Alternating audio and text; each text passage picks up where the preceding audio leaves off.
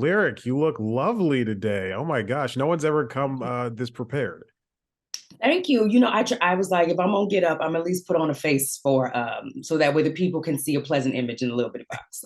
Yeah, I appreciate that. Yeah, you always have to be TV ready, especially in our business. Yes, yes.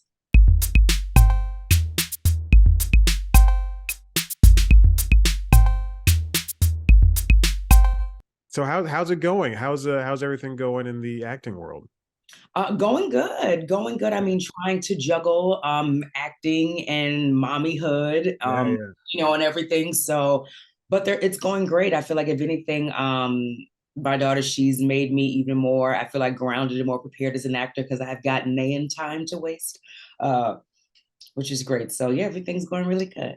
That's awesome. I remember watching AP Bio and seeing you were pregnant, your character was pregnant, and also I guess you in real life were pregnant, and thinking it was like a long running joke for the longest amount of time until I had to go to your Instagram page and see that you were with child for real, and you were going to have this lovely little girl.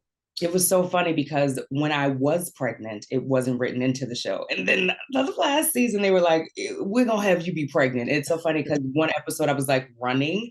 Then the director was like, Lyric, remember you're pregnant, so maybe not so spirited. And I was like, oh yeah, I didn't have these ankles in these hops when I was actually pregnant. That AP Bio was just, I think, the pinnacle of what a sitcom of a single camera sitcom was of these past like 20 years. I love that show so much. It's a shame that it had to go out the way it did. I know. I mean, I joke with Mike all the time, and I'm like, go ahead, tell your little friends that we can come back for a little closeout movie or something like that. I'm like, let's do, because it was so fun. It was so much fun to work on, and the whole environment, the vibe, everybody was just great from top to bottom. So it was definitely like a little family. So Yeah. Yeah, I mean, was it any different now that you've had experience with, Mad TV and then an AP Bio and also now Night Court having to go through a work week of doing multicam versus these single camera shows? I mean, it's a huge difference. It's funny because and I always think like the job makes it like that much more enjoyable. Like if you love to go to work, the hours and everything, like you can kind of eat that. But I will say, I'm not gonna lie, multicam is real cute when you can get done and go to dinner with your friends. Like that's the thing that it's like. But also for me, especially as a groundling, and I come from a theater background, a multicam is so fun because you get to. It is playing with that fourth wall in a sense, and it is kind of a little bit more cheeky, and it's a little bit more out, and it's kind of playing with the audience Mhm. as well as your scene partners. And you get that fun instant gratification of telling a joke and you hear laughter, or it's like it breeds that. So that just that environment. And I've been lucky where the multicams I've done, the cast and the directors and everything has been such a warm and welcoming environment. And it just really just felt like playtime. Like it Yeah. feels like theater home to me, which I love, Yeah. which is great. But then AP Bio, even though it was a single, because Michael Bryan and Mary Son and Gene Villapete, we all have an improv background, it kind of had that same feeling. But I think it was a special situation that since we were all improvisers, that it just lent itself to kind of that same vibe. I did Right. have to watch my eye acting though, so I just watched before I sat down, I was watching an old episode of a show called Rules of Engagement that was on CBS with Patrick Warburton, Megan Price, and a few other people. And that, I mean, just like you said, it's the play aspect of being able to hit that fourth wall and to get that immediate gratification of laughter, just seeing people deliver jokes maybe for the third or fourth time, depending, does not matter, but to have the audience, laugh that hard again and again. And it just seems like there's something a little bit, it's magical if you can get like and like do improv and have the audience laugh at something so absurd that mhm. they have to imagine it with their brains and their minds versus seeing it on a single camera comedy. I really enjoy, like I miss the old, the 90s and early 2000s where every single comedy was a multicam and you had to try out different things, and some of them went far and some of them didn't, and Me it's just too. different. I do. And when you said magic, I was literally, that was on the tip of my tongue. I think it's so magical. And I was gonna say, like, I miss TGIF.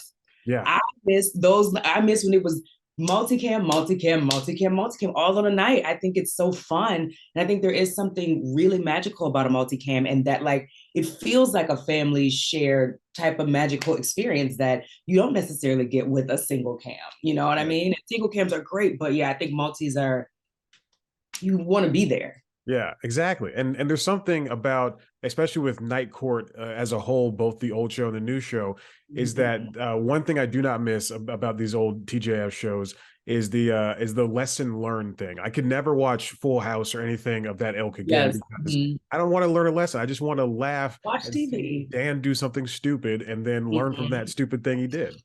Yeah, and that's definitely what this has. I feel like it just was so quirky and fun and like just nice and light. Yes, without a lesson or without a driving something home. Just like this is just a fun half an hour. Yeah. Yeah. And what were you able to do with your I believe you play a wedding planner. What were you able to do with that character in her in all of her glory? Cynthia Davies is just fun. Like she was so fun to play. And even on the page, I thought she was really funny, which is why I really wanted to do it. Cause I was like, I just love a full throttle, full steam ahead type of woman. I love to play that. And she was just fun in her own right. And I love how serious she was about what she did. I love that she wanted everything to be decadent to take it to the next level. And especially with Dan, I love that she was not thrown by anything. Yeah. His vibe, Dan wasn't feeling it. She's like, I'm gonna make you feel it. Here you go, take a nibble, take a taste. And it just was so fun to just have that type of character and have that energy. It just was really delightful. So she was great, and she dressed well. Yes.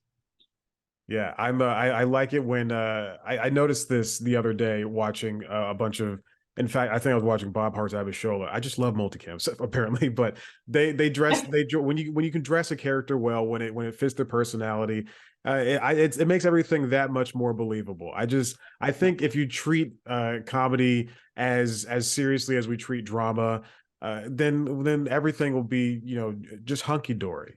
It will. It truly will. We always. I also teach improv and sketch, and I always tell my students, big thing we drive at the Groundlings is like you do this the for real life first, and the comedy just comes into play. So like you do treat them as real live, fleshed out people, and the situations and who they are just happens to be funny. Yeah. What is something important that you think that every uh comedy actor should know that you took from like improv with the Groundlings? Is there something that like you see people who haven't trained with improv that they're still not typically grasping when it comes to doing comedy? I would just say that I think the biggest thing I learned was just to not try to be funny and always be your best actor. I think that people misstep, especially when it comes to comedy and improv, where they're just pushing and they just want to get the joke and try to be funny, and that's never funny, Yeah. like ever. Versus if it you just act for you just listen and respond, you yes and you just put your best actor forward first, then it's something naturally funny will come out of that if you just relax in it. So that's I think my biggest thing. Whenever I feel like I tried, even in shows or whatever, I thought I had something clever to say, it's either lukewarm at best or just not funny. Right. Versus, and you're like, oh, but versus like a real reaction to something, people can relate to that, and that's usually what hits. So Yeah. I also think that's important for the audience too. I remember my first improv show was a couple of years ago, and the person on stage asked for like a funny situation. The friend I was with said apartheid, and he got a laugh from the audience, and I went, I want that laugh. And then the next time they asked for something, I said something I thought was funny, and it just fell flat. And the guy said, "Well, we'll not do that one," and moved on. And it hurts so much. And I think that performers and audience members, they can feel that burn, that sensation for wanting to be the subject of the spotlight. yeah, yes, definitely.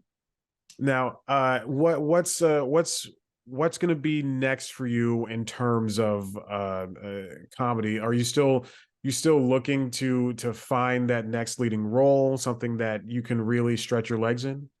I mean, absolutely, all the time. I'm looking to find that, looking to also write and develop my own stuff and like my own point of view, and just becoming another successful Black woman in this industry that can write. I would love to direct and like just really kind of truly be multifaceted in that sense. I also love writing in the kid space. So like also trying to develop there. Yeah. My daughter has thoroughly inspired me with all the shows I watch with her, but it's really enjoyable there too. And also continue teaching and performing because I really strangely like I love to teach and perform. And so just trying to dabble in it all. But yes, absolutely that next lead role because I mean I truly like I love what I do. It gives me so much joy. Yeah. I And can so I'm see like, it. I can't wait to that next meaty role, that next ensemble thing that I get to do, whatever it is, like just to really step into that. Yeah, I think we're now in a time where voices like yours can, and mine too. I'm not a woman, but can really be seen and heard and felt across the industry. So I think it's much more important to get those out in front instead of having the same type of show over and over again be made. Yes, yes, we can see us in all the lights, all Yeah. the colors in the full glory. Like that's what I'm excited about is to show, all the different sides and shades. Yeah. Yeah. If your daughter likes Bluey, I suggest that you just try your best to get onto that because that's a fantastic show. She loves Bluey, don't she? Loves Bluey. I like Bluey. Yeah. Bluey, I was like, who wrote this for the parents and the children? Yeah. Sometimes she's in the bed and I'm like, oh, Bluey's on for the next 2 hours on Nick Jr. I might sit here and just watch Bluey to unwind. Yes, yes, yes. I'm glad we're on the same page. Well, Lyric, I think I got everything I need. I very much appreciate everything. This is fantastic. I'm a huge fan of AP Bio, and this is just a dream to talk to you. Thank you so much, Chad. This was great. All right, you have a good rest of your day. You too. Bye. Have a good weekend.